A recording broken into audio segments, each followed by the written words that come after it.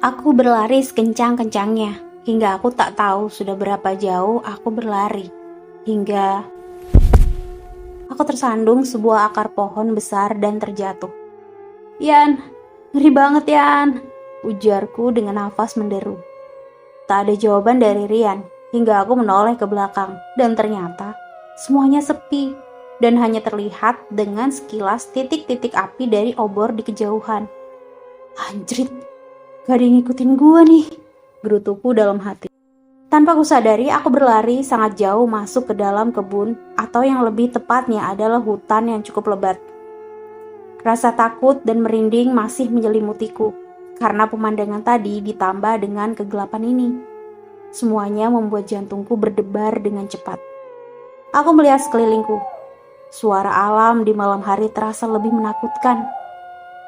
Burung hantu dan jangkrik saling bersautan. Aku teringat berita beberapa waktu lalu yang memberitakan seekor ular sepanjang 30 meter di Kalimantan. Mudah-mudahan saudara atau sepupunya kagak ada yang nyasar ke Bontang, pikirku. Kunyalakan lampu di handphoneku dan melangkah dengan waspada menuju klip-klip obor yang terlihat. Kresek, kresek. Suara dari semak-semak menghentikan langkahku. Kulihat sekeliling dengan gemetar, takut akan hewan buas yang akan menyergapku tiba-tiba. Tak terlihat apa-apa saat aku mengarahkan cahaya handphoneku ke semak-semak di sekeliling, hingga aku melanjutkan langkahku. Tolong! Cek. Langkahku tiba-tiba kaku saat mendengar suara seorang wanita.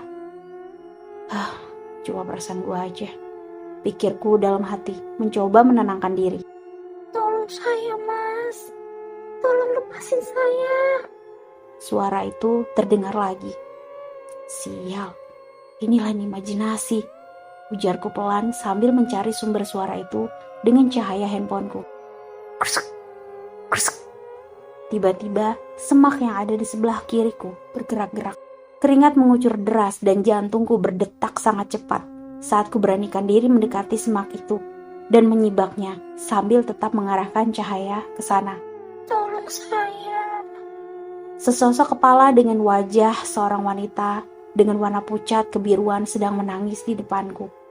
Dan di bawah kepala itu terdapat organ dalam manusia lengkap dengan paru-paru beserta usus yang berdenyut-denyut. Sekuat tenaga aku mencoba berteriak, tapi tubuhku telah kaku karena pemandangan mengerikan ini. Tolong lepasin rambutku. Aku gak bisa pulang. Tolong. Ujar sosok yang ada di depanku dengan suara yang parau. Di tengah kebingungan dan kengerian ini, akhirnya sedikit demi sedikit aku bisa kembali menggerakkan tubuhku. Kalau saya lepas, nanti saya mati ya? Tanyaku polos dengan tubuh gemetaran. Saya janji gak ngapa-ngapain. Saya cuma mau pulang. Ujar sosok itu dengan mata yang hampir keluar. Dan entah sejak kapan mulutnya mulai mengeluarkan darah. Perlahan bau amis bercampur busuk menyeruak di sekitarku. Tanpa berkata apapun dan dengan tangan gemetar, aku mencoba melepaskan rambut dari sosok itu yang tersangkut pada semak. Gua megang rambut setan, ujarku dalam hati dengan tubuh yang gemetar dan merinding hebat. Dengan satu tarikan kuat, rambut itu akhirnya lepas dari semak. Sambil tertawa, sosok itu pun melayang dan menghilang di telan kegelapan. Dengan tenaga yang sudah mulai pulih, aku pun berlari dengan sekencang-kencangnya ke arah klip-klip obor. Yan! Teriakku saat melihat Rian bersama Aji. Semua orang melihat ke arahku yang ngos-ngosan karena berlari. Kemana aja lu? Gue teleponin gak diangkat, ujar Rian panik. Di sana ada kepala sama usus terbang, ujarku dengan nafas terengah-engah. Di mana? Ujar Pak Dion langsung menghampiriku. Di sana Pak, tadi di semak-semak, ujarku sambil mengatur nafas. Tanpa menjawab, Pak Dion berjalan ke arah yang kutunjuk dan kami semua mengikutinya. Tapi Aji melihatku dengan tatapan aneh. Di sini Pak, tadi dia, ujarku menunjuk ke arah semak tempat tadi sosok itu tersangkut. Tanpa berbicara, Aji mendekati semak itu dan menyibaknya seolah mencari sesuatu. Pak Dion menghampirinya dan ikut membantunya. Ada rambutnya Pak, dia kabur, ujar Aji menunjukkan ke Pak Dion. Sesuatu di tangannya yang langsung sontak saja menjadi bahan tontonan kami semua yang penasaran. Ke arah mana dia tadi, Ndra? Ujar Pak Dion padaku. Kesana Pak, ujarku sambil menunjuk ke arah sosok tadi melayang. Masih kekejar nggak Ji? Tanya Pak Dion pada Aji yang sibuk mengamati area sekitarnya. Enggak Pak, dia udah kembali ke badannya. Udah gak bisa kelacak lagi, ujar Aji sambil melihat ke arahku dengan pandangan sinis. Hah, yaudah, kita balik sekarang. Kita siaga di kampung, ujar Pak Dion dengan melangkah, dengan diikuti oleh kami semua. Selama perjalanan pulang, terlihat Aji dan Pak Dion saling mengobrol dengan sesekali menunjuk ke arahku. Entah apa yang mereka bicarakan. Sesampainya kami di depan rumah Pak Dion, Aji menghampiriku. Aku tahu, kamu lepasin kuyang itu kan? Ujar Aji padaku dengan suara pelan. Lalu Pak Dion dan Rian menghampiri kami. Udah, biar kita berempat aja yang tahu, biar gak jadi keributan sama warga, ujar Pak Dion. Tahu apa Pak? Maksudnya gimana? Ujar Rian bingung. Aku tahu siapa kuyang ini, tapi biar aku gak salah, kamu masih ingat mukanya kan, Dra? Ujar Aji pada kami. Kita kesana malam ini, ujar Pak Dion diikuti dengan memucatnya wajahku dan Rian. Saya nggak ikut, jawabku tegas pada Aji dan Pak Dion, dan diiyakan oleh Rian dengan mengangguk tanpa henti. Loh, kamu lepas tanggung jawab? Tadi kamu yang lepaskan dia kan? Ujar Aji sambil menunjuk ke arah wajahku. Plak! Yang sopan! Ujar Rian emosi dengan memukul tangan Aji yang menunjuk wajahku. Aku pun langsung menarik Rian dan Pak Dion. Pak Dion menarik Aji untuk memisahkan mereka. Sudah, kita masuk dulu. Kita omongi di dalam, ujar Pak Dion menengahi. Bapak-bapak sekalian, tolong keliling kampung dulu ya. Sebagian jaga di sekitar rumah Bu Lydia. Lanjut Pak Dion kepada semua bapak-bapak yang lainnya. Kami berempat pun masuk ke rumah Pak Dion. Semuanya tampak normal kecuali koleksi tombak, parang, dan pedang yang masing-masing masih terbungkus kain putih dan diletakkan di salah satu sudut ruang tamu. Jangan komen apa-apa, ujar Rian yang mengerti gelagatku. Maaf, aku kebawa emosi tadi, Ndra, ujar Aji sambil menyodorkan tangannya padaku. Ya, gak masalah sih, Ji. Sorry juga kebawa suasana. Tapi bukannya kamu tadi bilang dia sudah pulang? Jawabku sambil menyambut sodoran tangannya.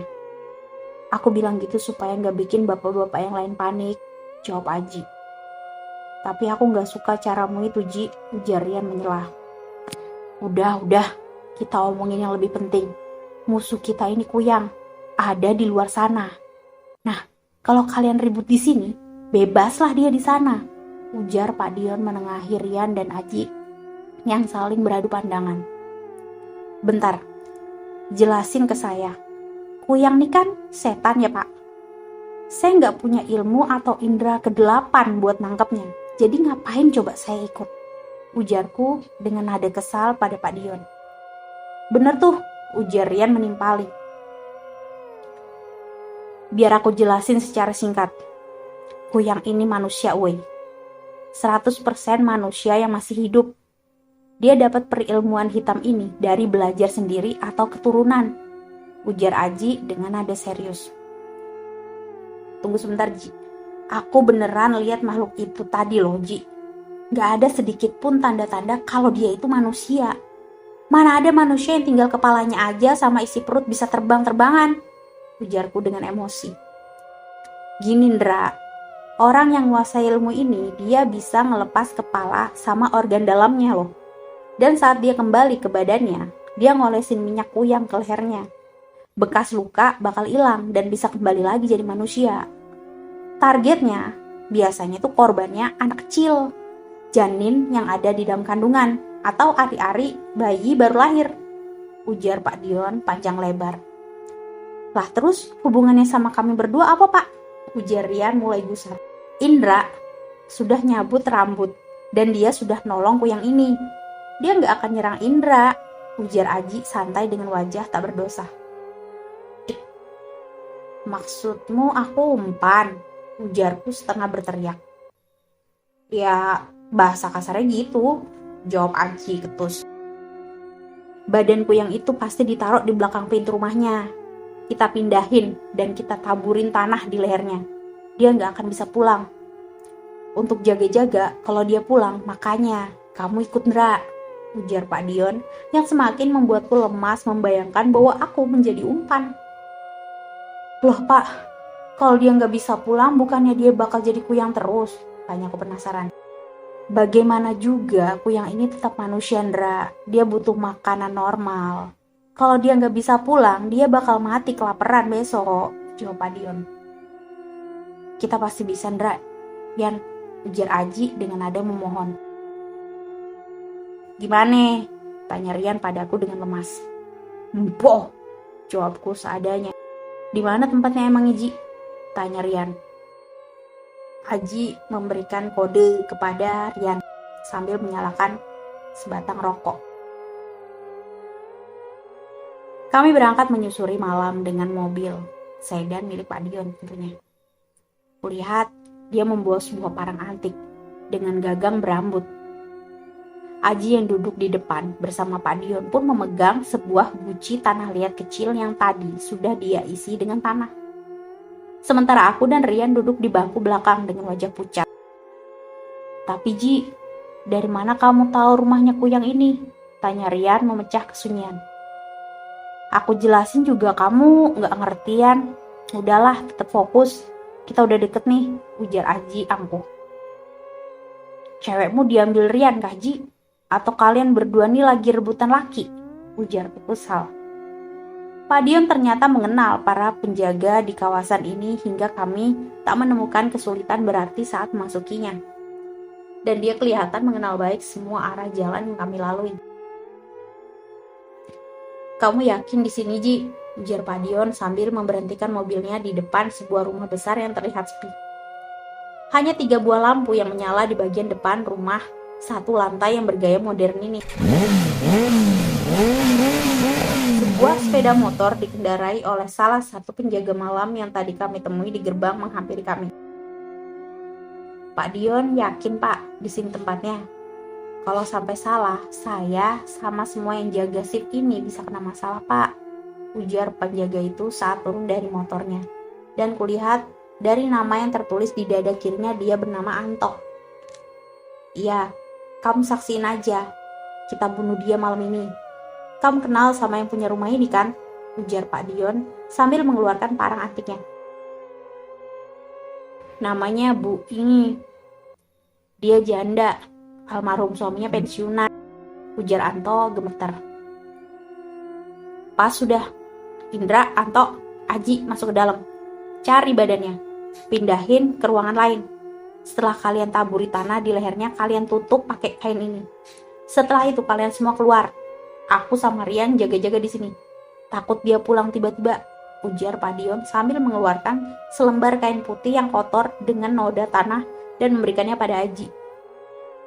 Iya Pak, ayo Mas Indra, ujar Aji langsung melangkah menuju ke pintu di depan rumah ini. Sial, gue jadi pemburu hantu gini, gerutuku dalam hati. Nggak dikunci kok, ujar Mas Santo membuka pintu utama rumah ini. Bruk. Suara benda jatuh sangat keras terdengar di depan kami saat Mas Anto mendorong pintu dan sontak saja aku langsung melompat karena kaget. Bau amis langsung menyeruak saat pintu mulai sedikit terbuka. Dra, senter, ujar Aji dengan suara berbisik. Iya, jawabku sambil menyalakan senter. Masya Allah, ujar Mas Anto saat masuk ke dalam rumah. Ini bener ini, lanjutnya. Di depan kalian bertiga sekarang tergeletak sesosok tubuh tanpa kepala dengan baju putih yang bersimbah darah. Aku tak bisa menahan rasa mual dan mulai muntah saat melihat tubuh itu. Ketemu, ujar Aji dan langsung menaburkan tanah yang diguci kecil yang dia bawa kepada bagian leher yang penuh darah. Ayo kita pindahin, lanjut Aji setelah menaburkan tanah pada tubuh tanpa kepala ini. Aku gak kuat Ji. ujarku sambil menahan muntah. Alah, yaudah, bawain ini, Mas Anto, bantuin saya Mas, ujar Rian dengan memberikan selembar kain yang diberikan oleh Pak Dion dan menarik tangan, tubuh, atau lebih tepatnya mayat ini. Mas Anto membantu Aji mengangkat mayat itu dan memindahkannya ke sebuah kamar yang tak terkunci. Gelap dan hanya diterangi oleh lampu senter. Suasana mencekam yang sempurna pokoknya. Dra, woi, kainnya, ujar Aji membentakku. Iya Ji, ujarku menyerahkan kain itu pada Aji.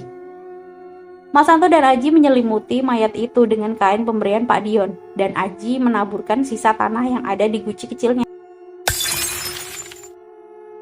Aji memecahkan guci kecilnya di atas mayat itu.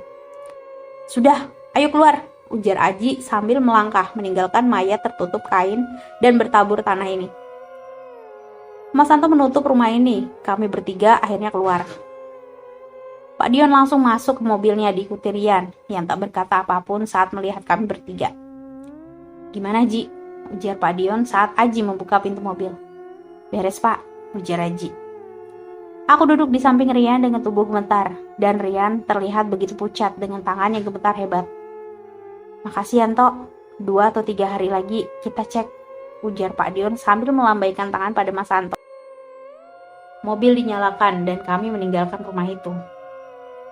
Lu ngapa ya? Tanyaku pada Rian yang terlihat begitu gemetar. Tadi, kuyangnya datang.